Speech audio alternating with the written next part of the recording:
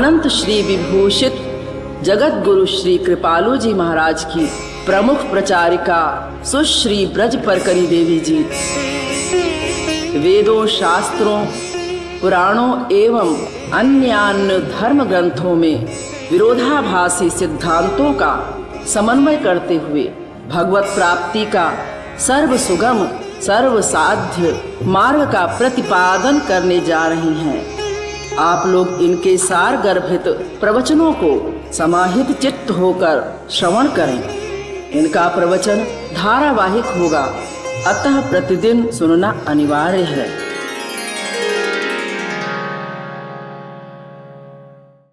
गीता कह रही है, बार बार कह रही है, मेरा नाम ले, लेकिन उससे काम नहीं बनेगा। मेरा स्मरण करते हुए शरीर छोड़े। और ऐसा कौन कर सकता है? भगवान का नाम भी ले रहा है और मन को भी उनमें तल्लीन किए हुए है। ये वो कर सकता है, ध्यान दीजिए, ये वो कर सकता है जिसको मृत्यु के पहले भगवत प्राप्ति हो चुकी हो, महापुरुष बन चुका हो, वो ऐसा कर सकता है। इसीलिए कि वो महापुरुष शरीर छोड़ता है स्वेच्छा से। ध्यान दीजिए, ये दो अलग अलग चीजें हैं।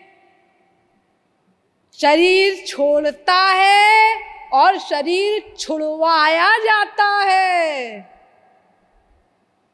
मायाबद्ध मनुष्य शरीर छोड़ता नहीं है, वो नहीं निकलना चाहता शरीर से, उसकी आसक्ति है घोर शरीर में, संसार में, इसलिए वो मरना नहीं चाहता। तो उसकी आत्मा को यमपाश में बांधकर खींचा जाता है जबरदस्ती यमदूतों के द्वारा। इसीलिए अपार वेदना होती है उसमें, असह्य कष्ट होता है उसमें। तो हम लोगों से शरीर छुड़वाया जाता है जबरदस्ती। हम शरीर छोड़ते नहीं, लेकिन जिनको भगवत प्राप्ति हो जाती है वो महापुरुष लोग वो शरीर छोड़ते हैं स्वेच्छा से। जैसे सांप स्वेच्छा से केंचुल छोड़ देता है, उसे कोई कष्ट नहीं होता, ऐसे ही महापुरुषों को शरीर छोड़ते समय कोई कष्ट नहीं होता। इसीलिए महापुरुष लोग भगवान का स्मरण कर सकते हैं, भगवान का नाम ले सकते हैं मृत्यु के समय। इसीलिए देखो, ये जो गीता के श्लोक मैंने आपको बताए, इनमें क्या शब्द आया है? त्यजन देहम, जो शरीर छोड़ता है। शरीर जिससे छुड़वाया जाता है ऐसा नहीं लिखा, बड़ी बारीकी है हमारे ग्रंथों में, एक एक शब्द में। हम लोग समझ नहीं पाते, उस गहराई तक हमारा मस्तिष्क नहीं पहुंच पाता। तभी तो एक वास्तविक महापुरुष की आवश्यकता पड़ती है, जो उन शास्त्रों के गूढ़ मर्मों को हमको समझा सके। जैसे हमारे महाराज जी ने मुझे समझाया, हम सब भाई बहन जो प्रचारक हैं उन सबको समझाई ये बारीक बातें, सूक्ष्म बातें, गंभीर बातें, और उनको मैं आज आपके समक्ष रख रही हूं। तो आप सोच रहे हैं, हाँ देखो इतनी बारीकी है उसमें, हमने तो कभी ध्यान नहीं दिया। अरे ध्यान बड़े बड़े विद्वानों का नहीं जा सकता, ये तो महापुरुष लोगों का ध्यान जाता है इन सब बातों पर, इतनी बारीक बातों पर। तो देखो गीता क्या कह रही है, ओमित्येकाक्षरं ब्रह्म व्याहरन् मां मनुस्मरन् यह प्रयाति त्यजन् देहम्। जो शरीर को छोड़ता है मेरा नाम लेते हुए प्लस मेरा स्मरण करते हुए, उसे मेरी प्राप्ति होती है। तो ये शरीर महापुरुष लोग छोड़ते हैं। इसीलिए जो शरीर छोड़ता है अपनी इच्छा से, उसे कोई कष्ट नहीं होता मृत्यु का। इसीलिए वो भगवान का नाम ले सकता है, वो भगवान का स्मरण कर सकता है। अरे कर सकता है, क्या होता है, महापुरुष तो हर समय भगवान का स्मरण करता ही है। त्रिभुवन विभव हेतवेप्यकुंठ स्मृति रजितात्म सुरादिभिर्विमृग्यात् न चलति भगवत पदारविंदाल्लव निमिषार्धमपि यह स वैष्णवाग्र्यः। भागवत 11वें स्कंद के दूसरे अध्याय का 53वां श्लोक। अर्थात महापुरुष का मन 1 सेकंड के करोड़वें भाग के लिए भी कभी किसी भी अवस्था में भगवान से पृथक हो ही नहीं सकता। निरंतर उसके मन का योग भगवान में रहता है। योग माने जुड़ा रहता है भगवान से, और शरीर से अपना माया के कार्य करता हुआ दिखाई देता है। ये योग माया की पावर से करता है। वो योग माया, देखो इसमें भी साइंटिफिक अर्थ है। योग माया माने ऐसी पावर जो योग रखे भीतर से महापुरुष का भगवान में और बाहर से माया के कार्य कराए। योग प्लस माया बराबर है योग माया। वो शक्ति होती है महापुरुषों के पास, तो वो तो हमेशा निरंतर भगवान का स्मरण करते ही है। वो मृत्यु के समय ही करेंगे ऐसा थोड़ी ना है। तो उनका तो भगवत धाम वैसे ही रिजर्व्ड है। जिस क्षण उनको भगवत प्राप्ति हुई उसी क्षण उनका भगवान का धाम गोलोक बैकुंठ, जहाँ के भी वो अधिकारी हैं, जिस भावना से उन्होंने जिस इष्ट देव की उपासना की है, तो उनका तो वैसे ही रिजर्व्ड हो चुका। वो चाहे भगवान का नाम ले चाहे ना ले, उससे क्या फर्क पड़ता है उनको। देखो सारे विद्वान लोग ऐसा कहते हैं कि काशी में जो मरता है उसकी मुक्ति होती है, और जो मगहर एक जगह है, मगहर में जो प्राण छोड़ता है उसको नरक मिलता है। तो कबीरदास जी ने कहा, कौन कहता है कि मगहर में मरने से नरक मिलता है और काशी में ही मरने से मुक्ति मिलती है। जो कबीरा काशी मरे तो राम ही कौन निहोर। मैं देखता हूं कौन मुझे नरक देता है, मैं मगहर में ही शरीर छोड़ूंगा। और स्पेशल मगहर गए कबीरदास जी संसार से प्रयाण के पूर्व। कौन दे सकता है महापुरुषों को नरक। उनका तो जिस क्षण भगवत प्राप्ति हुई अनंत काल के लिए भगवत धाम रिजर्व हो गया। तो देखिए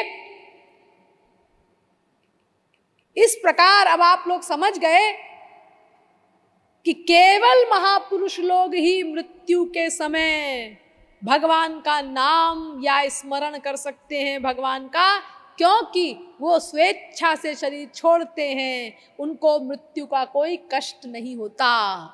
बाकी मायाबद्ध जीव चाहे वो मुनि की अवस्था पर पहुंचा हुआ क्यों ना हो, वो मृत्यु के समय भगवान का नाम या किसी का नाम नहीं ले सकता, क्योंकि मृत्यु की पीड़ा इतनी अधिक होती है कि उसके पहले ही, बहुत पहले की पीड़ा में ही जब मायाबद्ध मनुष्य के इंद्रिय मन बुद्धि वर्क करना बंद कर देते हैं, तो फिर वो मृत्यु के समय कैसे वर्क कर सकते हैं कि वो किसी का भी नाम लेगा। तो इसका मतलब फिर ये अजामिल का उद्धार गलत हुआ। गलत हुआ? हाँ जी, अरे उद्धार हुआ ही नहीं अजामिल का है। हाँ, कान खोलकर सुनो, ध्यान दो, अजामिल का उद्धार हुआ ही नहीं। ये जो आपने पढ़ा कि विष्णु दूत आए, यमदूत आए, ये सब सुना आपने, और दोनों में झगड़ा हुआ, और उसके बाद विष्णु दूतों ने यमदूतों को भगा दिया। हाँ, लेकिन क्या उसके बाद आपने ये भी कहीं सुना या पढ़ा कि विष्णु दूत ले गए अजामिल को भगवान के धाम को? ये कहाँ लिखा हुआ है? अरे दोनों आए और दोनों में बातें हुई, फिर यमदूतों को भगा दिया गया। हाँ, उसके बाद क्या विष्णुदूत अजामिल को बैकुंठ ले गए? नहीं। तो फिर वो मरा कहाँ? फिर ये कैसे कहते हो म्रियमाणो हरेर नाम गृणन पुत्रोपचारितम? मरा कहाँ फिर वो? हाँ, अब समझ लो, सही सही बात। देखो, ये अजामिल ने एक दृश्य देखा, साइकोलॉजिकली उसको एक ऐसा बीमारी लगी, एक ऐसा अनुभव सा हुआ कि विष्णुदूत और यमदूत आए हैं और उनमें ये बातें हो रही हैं। विष्णुदूत भागवत धर्म का निरूपण कर रहे हैं और यमदूत वर्णाश्रम धर्म का निरूपण कर रहे हैं। किस किस व्यक्ति को भगवान का धाम मिलता है विष्णुदूत बता रहे हैं, और किस किस व्यक्ति को नरक मिलता है यमदूत बता रहे हैं। तो ये सब सुना अजामिल ने, यानी ये उसको एक अनुभव सा हुआ कि ऐसा हो रहा है, एक साइकोलॉजिकल ऐसा अनुभव हुआ उसको,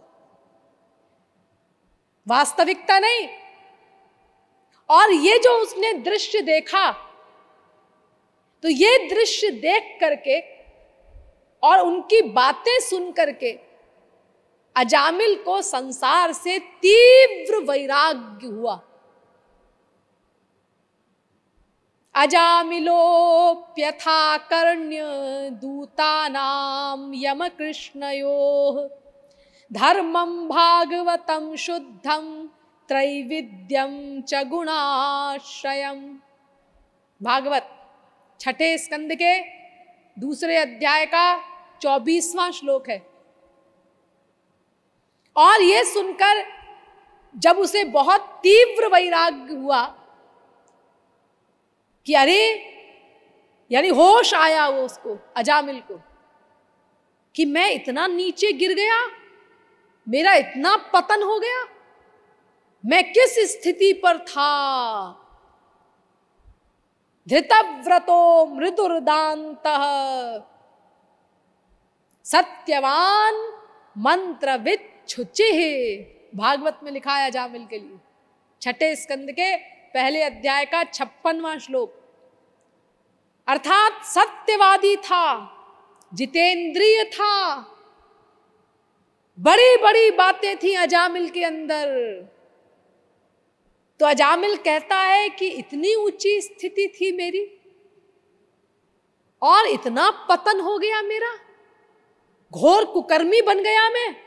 उसको घोर पश्चाताप हुआ, तीव्र वैराग्य हुआ और उसने ये निश्चय किया कि अब मैं जा करके श्री कृष्ण भक्ति ही करूंगा।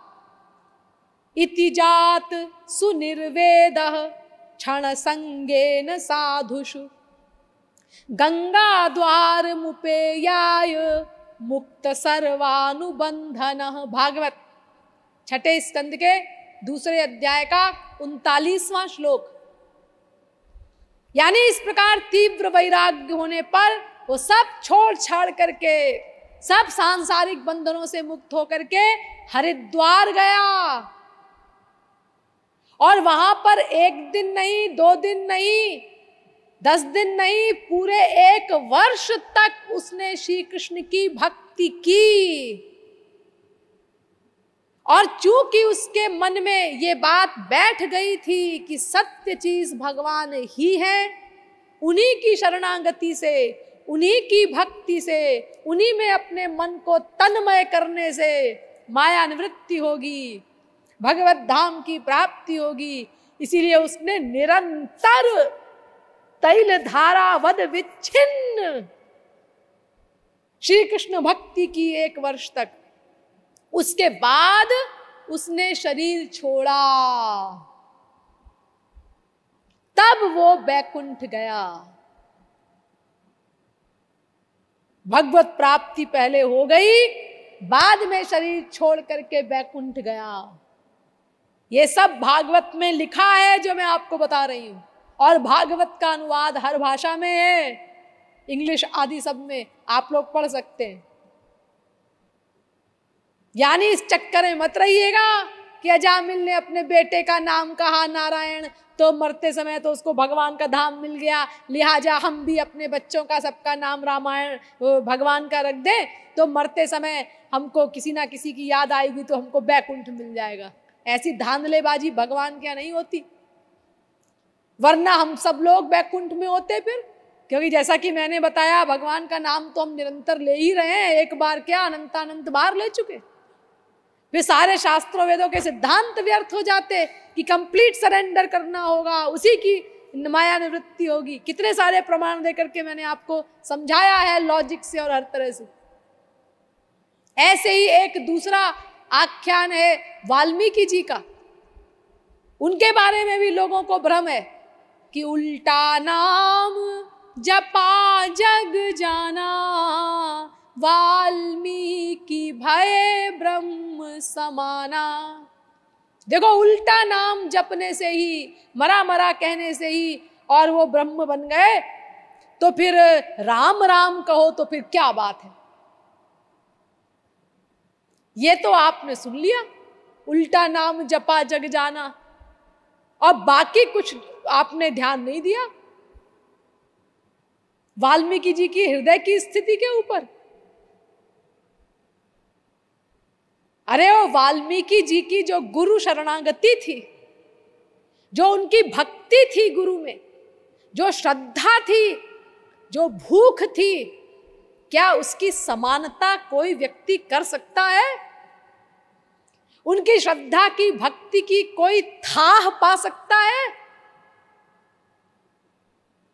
सोचो, ऐसा कोई व्यक्ति है कि गुरु कहे और 24 घंटे भी एक आसन से बैठ करके कोई भगवान का नाम लेता रहे? 50 बहाने उठा करके लगा करके हम लोग उठ जाएंगे। लेकिन देखो, वो निरक्षर भट्टाचार्य राक्षस कर्मा व्याध, और गुरु ने जब कहा कि मरा मरा कहते रहो जब तक मैं लौट करके न आऊं। आप कहते हैं वाल्मीकि बहुत बड़ा पापी था, इसीलिए उसके मुंह से राम नाम नहीं निकला, वरना ऐसा कोई व्यक्ति तो है ही नहीं जो माँ और रा बोल सके और रा और माँ ना बोल सके। या तो भाई गूंगा है, मरा भी नहीं बोल सकता, लेकिन जो मरा बोल सकता है वो राम क्यों नहीं बोल सकता? तो लोग कहते हैं भाई वो घोर पापात्मा था ना, इसीलिए वो राम नहीं बोल सका। चलो, अगर ये भी मान लिया जाए कि ऐसा कोई पापात्मा आज नहीं है 6 अरब में, लेकिन जब गुरु ने उनसे कहा बैठ जाओ और इसी स्थान पर बैठ करके ये मरा मरा तब तक बोलते रहो जब तक कि मैं लौट करके ना आऊं, और वाल्मीकि बैठ गए। कोई बुद्धि नहीं लगाई उन्होंने गुरु की बात में, कोई शंका नहीं की, लघु शंका दीर्घ शंका के लिए नहीं उठे, कोई भोजन नहीं किया, कोई पानी नहीं पिया, न सोए न उठे, कुछ नहीं। आप लोग 24 घंटे भी नहीं आज्ञा पालन कर सकते गुरु की। अरे मैं भी उसी में हूं, आप लोगों के साथ ही। हम लोगों की असलियत ये है, और वो उन्होंने गुरु के आदेश को माना, इतना माना कि हजारों वर्ष बीत गए, यहां तक कि सारे शरीर को दीमक खा गए, हड्डी हड्डी बची, इसीलिए उनका नाम वाल्मीकि पड़ा। लेकिन एक बार भी मन में गुरु के खिलाफ डाउट नहीं पैदा हुआ कि कहीं गुरु ने मुझे बेवकूफ तो नहीं बना दिया। सोचो, ऐसी शरणागति, इतनी श्रद्धा, इतनी भक्ति कौन था पा सकता है वाल्मीकि की?